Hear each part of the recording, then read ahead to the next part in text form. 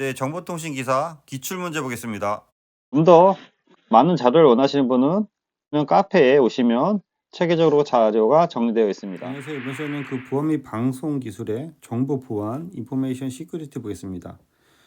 정보통신에서 보안 파트는 보안 기사랑 겹쳐서 약간 애매한 부분이에요. 보안은 출제 범위도 또 매우 넓고 광범위하기 때문에 공부하기도 상당히 어려운 부분이 있습니다.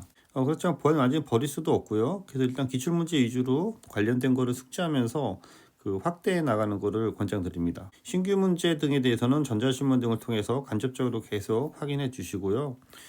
보안은 특히 너무 깊이 들어가지 말고 출제 빈도가 높은 다른 챕터를 먼저 학습하시고 시간이 남는 분들은 이제 보안을 좀 더 깊이 있게 보시기 바랍니다.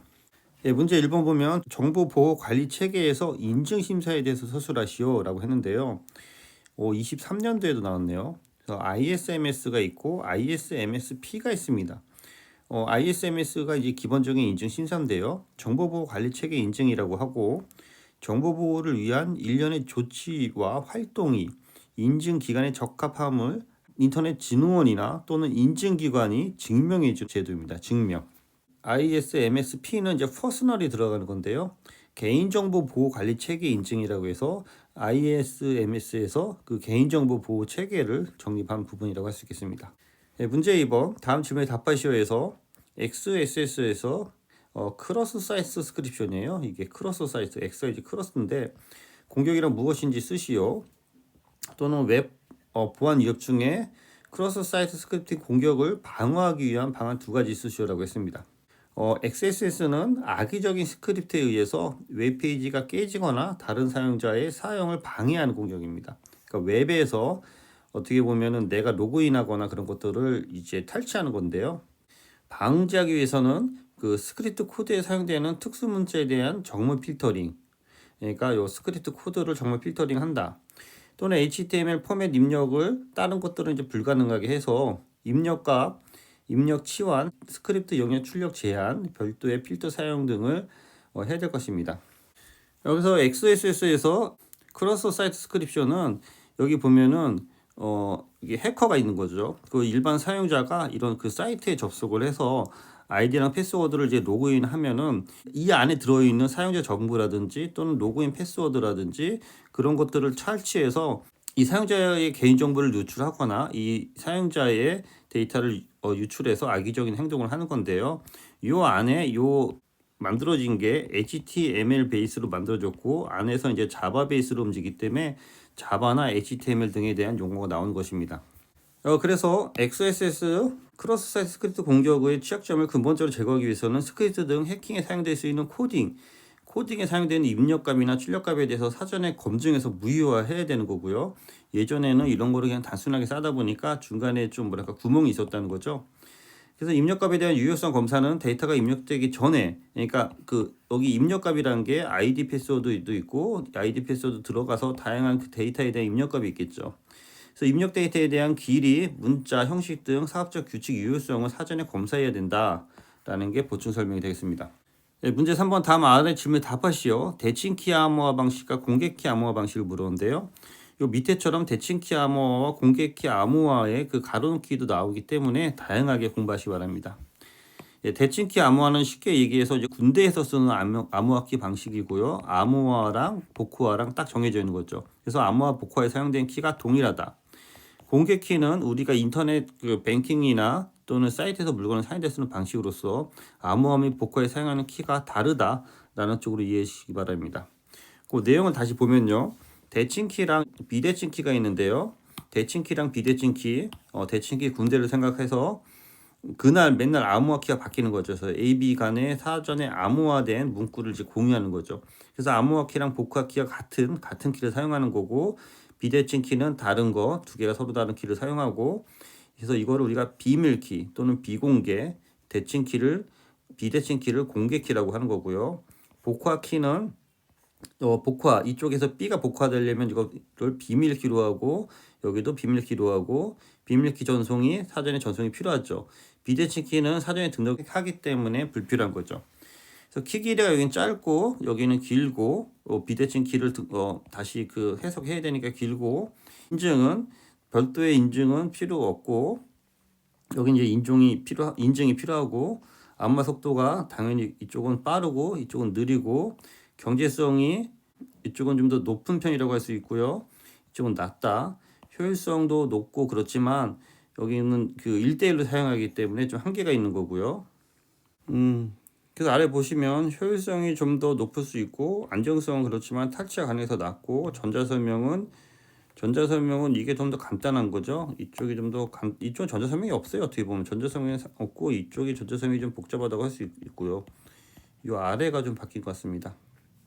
그래서 주요 용도는 고용량 데이터 암호화에 대한 기밀성이 키고요.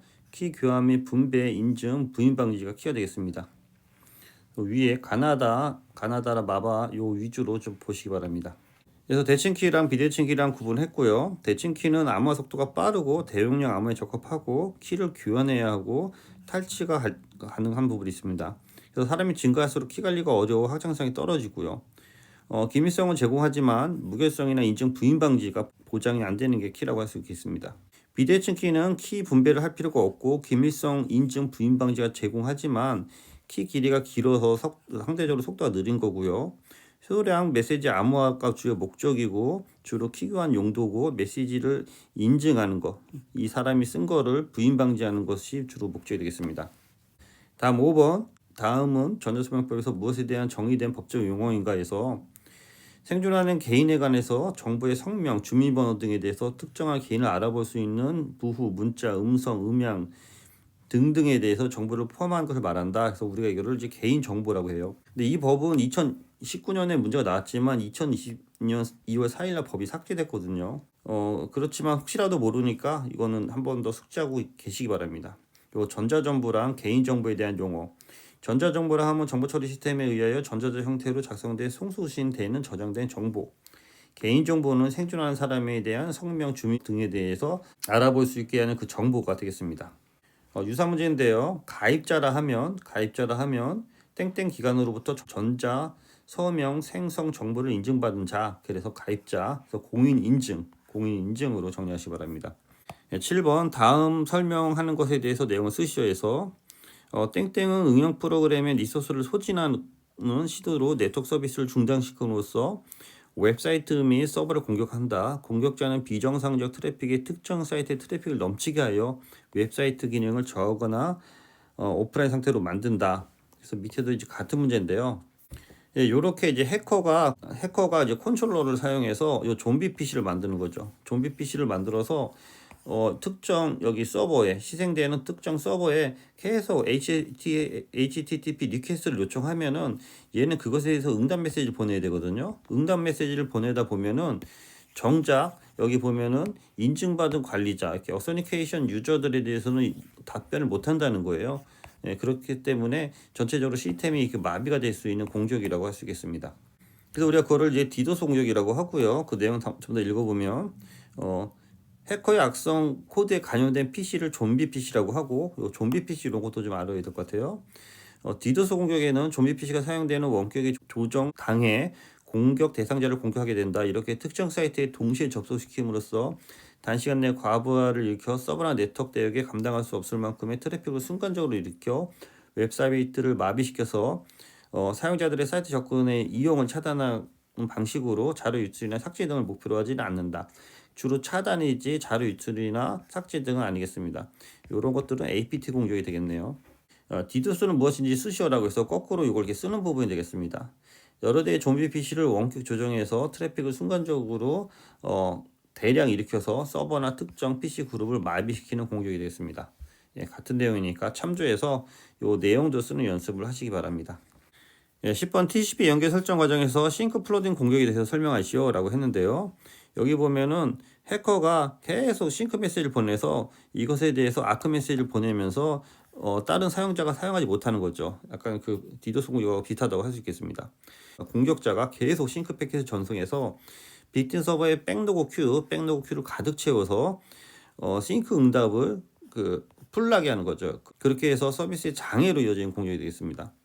그래서 밑에 설명해 보면 싱크 플러딩 공격은 TCP 초기 연결 과정에서 TCP 3웨이 핸드쉐이킹을 이용한다. 이것도 좀 시험 문제 나올 수 있죠. 싱크 패킷을 요청해서 서버로 하여금 아크 및 싱크 패킷을 보내게 하고 이때 보내는 주소가 무의미한 주소이므로 서버는 대기 상태에 있게 되고 다음 응답을 기다려야 되니까 이러한 요청 패킷이 무수히 들어오면 서버의 대기 큐, 백로그 큐가 가득 채워져서 서비스 디나이 상태로 들어가게 하는 공격이 되겠습니다. 11번 다음 보기에서 정보관리 체계에 대한 정보통신망 이용 촉진 및 정보보호 등에 관한 법률 일부 조항이다. 가로 안에 들어갈 용어를 쓰시오라고 해서 과기정통부 장관은 정보통신망의 안전성, 신뢰성 확보를 위해서 관물기 있죠. 관물기, 관리적, 물리적, 기술적 보호 조치를 취하여야 하고 종합적인 체계를 수리 운영하고 있는 자에 대해서는 제 사항에 따른 기준에 적합하게 관하여 인증할 수 있다. 그래서 관리적, 물리적, 기술적 보호 대책이 됐습니다. 아래 사항 참조하시기 바랍니다.